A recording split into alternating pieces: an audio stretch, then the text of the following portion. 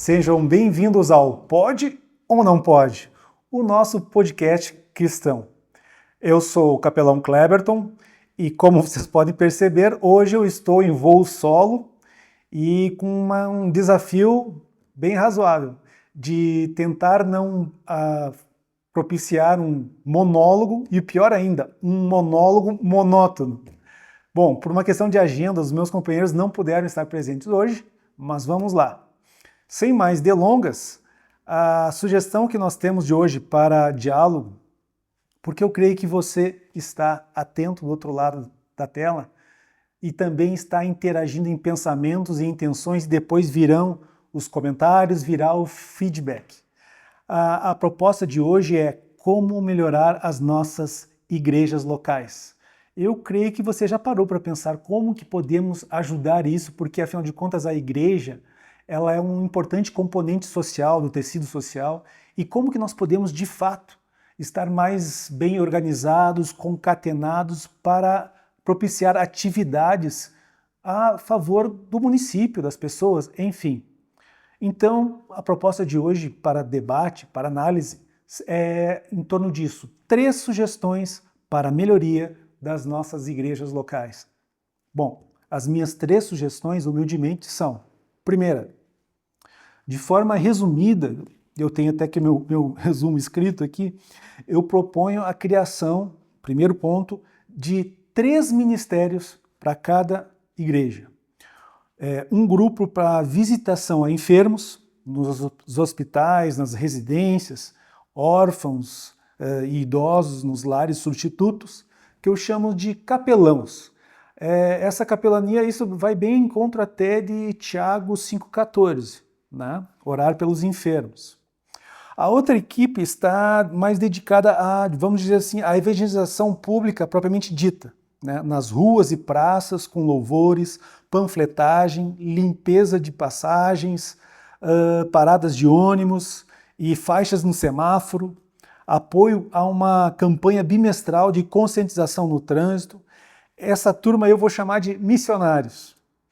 E o terceiro componente, a terceira comissão, servirá de torre de vigia, com oração 24 horas por dia, de forma alternada, é claro, com os sentinelas intercessores. Esse eu chamo de oradores. Então, a primeira proposta é capelãos, missionários e oradores.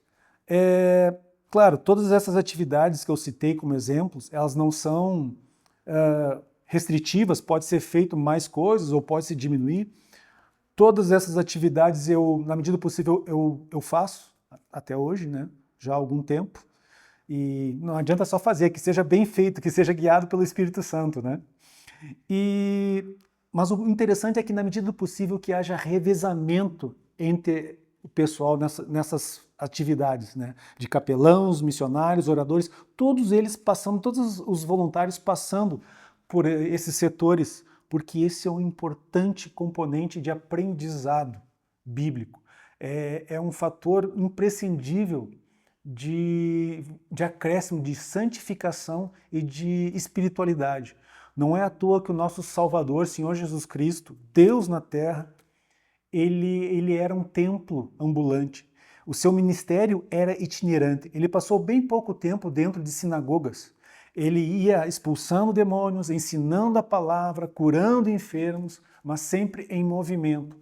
Então a palavra realmente ela é viva, ela faz. Né? Eu gosto muito de um lema latim, ora et labora. Né? Então ora e trabalha. Né? Bom, é claro que não vou ser ingênuo nesse ponto, porque eu sei que haverá uma resistência interna por muito pessoal que está naquela bolha, né, de um certo conforto, uma certa acomodação, né, até por um pessoal que elenca uma série de dificuldades pessoais para sair dessa zona de conforto. Né. A gente sabe que tem muitas pessoas que são arrimo de família, que não tem tempo, não tem muita disposição, não tem nem energia, enfim, não tem interesse às vezes até mesmo, mas aí é tudo um trabalho que nós temos pela frente para tentar convidá-los, isso é um convite. Tenta alguma demanda, porque existem tantas demandas na nossa cidade que é muito difícil você, como cristão, não se interessar em ajudar em alguma coisa. E acredite, todo serviço que você presta, te presta um serviço. Ele volta para ti em gratidão, em ocitocina, você se sente útil, você sente o amor de Deus agindo na tua vida e você sendo útil, um bom servo útil, certo? Então, esse seria o primeiro ponto. E vamos então para o segundo ponto. A segunda sugestão é o que eu chamo da elaboração do um só corpo. Essa é a denominação que eu dei, mas é claro, é só uma sugestão. O que é o um só corpo? É um encontro bimestral de lideranças religiosas cristãs aqui da região, interdenominacional, para análise de ações conjuntas, como cultos ao ar livre, palestras, teatros, festivais de louvores, passeatas em defesa da família e da Bíblia. Enfim, como comunidade, como igreja, nós precisamos marcar território, nós precisamos expressar os valores de Cristo, nós precisamos nos unir, nós estamos agindo como se fôssemos pelotões de um exército que está espalhado. Nós não estamos agindo conjuntamente, nós estamos pensando muito na nossa placa de igreja, eu vejo isso. Há quanto tempo a gente não tem uma passeata, como eu disse, ou uma palestra cristã em que várias igrejas participam, ou até mesmo um culto ao ar livre, com som de louvor que os jovens gostam. E em contrapartida, como é fácil a gente verificar carnaval, Halloween, orgulho sexual, competições esportivas, manifestações partidárias. Veja como esses eventos eles reúnem facilmente multidões, né? Agora, para reunir o povo de Deus é muito difícil. Então, a questão de como nós podemos fazer isso? Em princípio, nós precisamos nos reunir, as lideranças, e dialogar buscando soluções conjuntas. Isso eu acredito que é fundamental, é imprescindível, né? É difícil de reunir o povo que se chama pelo meu nome, né? Isso, para mim, de certa forma, é um absurdo. Me desculpem, irmãos, mas isso, para mim, realmente é um contrassenso. E nós precisamos, então, analisar todas as dificuldades que, na prática, estão impedindo da gente agir conjuntamente para o reino de Deus. Vamos, então, para a terceira e última sugestão minha. Terceira sugestão: criação de uma rádio interna, uma rádio comunitária. Eu sei, provavelmente você já ouviu falar que existe alguma nesse sentido aqui na região, mas veja, é uma rádio de uma igreja e é voltada especificamente para conteúdo e doutrinação exclusivo dessa igreja. Nada contra, mas a minha ideia é algo mais amplo. Não estou pregando aqui um ecumenismo, porque eu sei que é bem complicado, mas eu estou propondo uma união de interesses da gente divulgar a palavra de Deus. É um espaço aberto para o povo de Deus, para conteúdo cristão, para conteúdo evangélico bíblico. E isso é para divulgação, inclusive, dos profissionais das congregações. Isso até, eu acho que vai bem ao encontro do princípio judaico, né, da tsalah, ou seja, da prosperidade conjunta. Por que o povo judeu é um povo próspero? Porque ele sempre faz circular o dinheiro entre si. Alguém precisa de um encanador? Chama o encanador judeu. Alguém precisa de um advogado? Adivinha? É judeu. Alguém precisa de um dentista, de um médico? Enfim, você entendeu a ideia. Nós precisamos também fazer uma espécie de LinkedIn gospel local, divulgar os nossos valores da terra. Nós estamos, inclusive, com uma forte campanha aqui no Rio Grande do Sul nesse sentido, de alavancar a economia gaúcha, que sofreu muito com essa enchente, dando prioridade aos produtos crioulos, ao que a gente faz aqui, que a gente produz, que é coisa nossa, certo? Então, também é uma forma de incentivar, essa rádio local é uma forma de incentivar talentos artísticos nossos, programas cristãos de qualidade, campanha semanal de conscientização no trânsito, vale dizer, no sentido de concorrer com tanto entretenimento não saudável, né, disponível nos jovens, né? Como eu digo, em muitos casos não basta só proibir aquilo que não é atraente, né? Nós precisamos oferecer uma alternativa cristã, preenchendo espaços na guerra cultural que a gente vive e que a gente está perdendo. Isso a gente está em Mateus 16, né? As portas do inferno não prevalecerão contra a igreja, mas para isso a igreja tem que se despertar, se levantar e marchar, oferecendo o bom de Deus, o amor de Deus e oferecendo conteúdo cristão. Nós temos que nos manifestar também no meio cultural, no meio artístico, no meio local, com ações, enfim, com programas que realmente vão ao alcance, que sejam mais abrangentes do que simplesmente abrir as portas e esperar os interessados chegarem, né? Parece que a igreja não entendeu o ide, né? Vai e pregue o evangelho a toda criatura, né? Sejam pescadores de homens, de almas, vai a alto mar, se desloque, lance as redes, em vez de simplesmente você abrir um estabelecimento e esperar que os interessados venham, né? Bom, sucintamente e humildemente foi isso, as minhas 3 sugestões. Mas eu fico com aquela vontade de conversar contigo e de perguntar, reflita por um momento, quais são as tuas 3 propostas, as tuas sugestões para melhorar as nossas igrejas, não somente a tua denominação que você congrega, se é que você faz isso, mas como também a nossa comunidade cristã aqui na região. Eu estou curioso para saber, nos comentários nós sabemos. Você deve ter reparado que hoje o assunto orbitou mais em torno de igreja. Meia culpa, eu confesso que é um assunto muito caro para mim.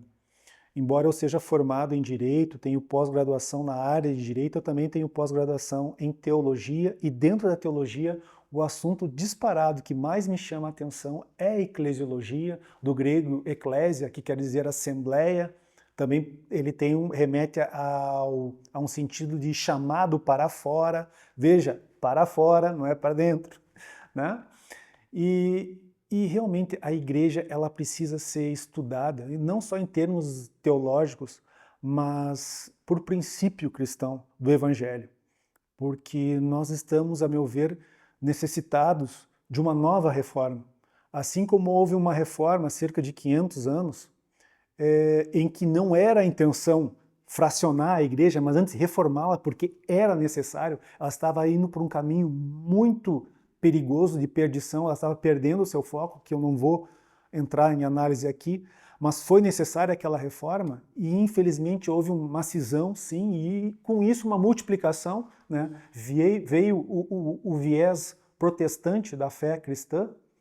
Acredito que hoje nós precisamos de uma nova reforma no sentido não só de reavivacionar, mas de focar o nosso chamado, o nosso papel social. Então essa eclesiologia que eu estudo, que eu defendo, ela passa principalmente por uma dicotomia analítica, qual seja, o ecumenismo ele é possível ou não? De uma maneira geral, lato sensu, eu acredito que sim, deve ser. Como eu disse, a gente não pode ser um exército cujos pelotões, batalhões estão espalhados, assim, não estão se comunicando, não estão atuando em bloco, né? Uma casa dividida não prosperará, né? Por outro lado, eu acredito também que não, no sentido que a gente não vai ser uniforme. E isso até mesmo Paulo lembra, né? Que nós somos membros de um corpo e cada membro é diferente um do outro, mas uma só é a cabeça, Cristo Jesus. Então, ao mesmo tempo, nós devemos agir de forma mais conjunta, né? Interligada, mas respeitando, é claro, as diferenças de interpretação, de princípios, de passos na fé. Cada um com a sua confissão, com o seu modo de experimentar Deus, de caminhar no Evangelho, sendo guiado pelo Espírito Santo.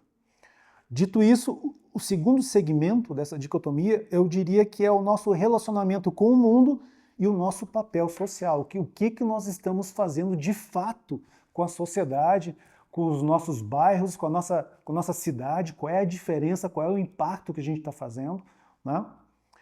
E é claro, eu sugiro também como um forte componente da eclesiologia o estudo da história, a história da igreja. Nós passamos numa igreja que ela, por um momento no começo, no nascedouro dela, ela foi sim uniforme. Está lá em Atos dos Apóstolos, né? E ela passou a ser multiforme a partir já lá do 2º, 3º século, né? Já temos daí o concílio, né? E o tempo da patrística, quando os nossos pais da fé da igreja, eles tiveram que defender a sã doutrina contra as heresias, então já nota-se que já houve certas formas diferentes de interpretar o cristianismo. O próprio Paulo teve que escrever algumas cartas para as igrejas que estavam nascendo, alertando sobre certas práticas que não eram kosher, não eram kadosh, não eram santas, né? Então alertar, isso não está dentro do didaquê, né? Dentro da prática dos apóstolos, né? Então ele já teve que ali naquele momento já dar umas pinceladas da ortodoxia, certo? Pois bem, agora, antes de encerrar mesmo propriamente dito, eu vou passar para o nosso momento para quem odeia política. Isso mesmo, o nosso quadro Momento para quem odeia política.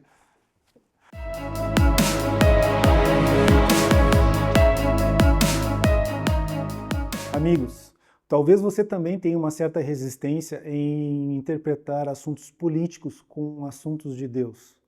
Mas veja que uma coisa não é excludente da outra, né? Eu não digo que a gente deva priorizar as coisas do mundo, porque do contrário a gente vai ser inimigo de Deus. A gente não tem como servir a dois senhores, porque acaba desagradando a ambos, não é? Não, eu estou falando no sentido que venha a nós o teu reino.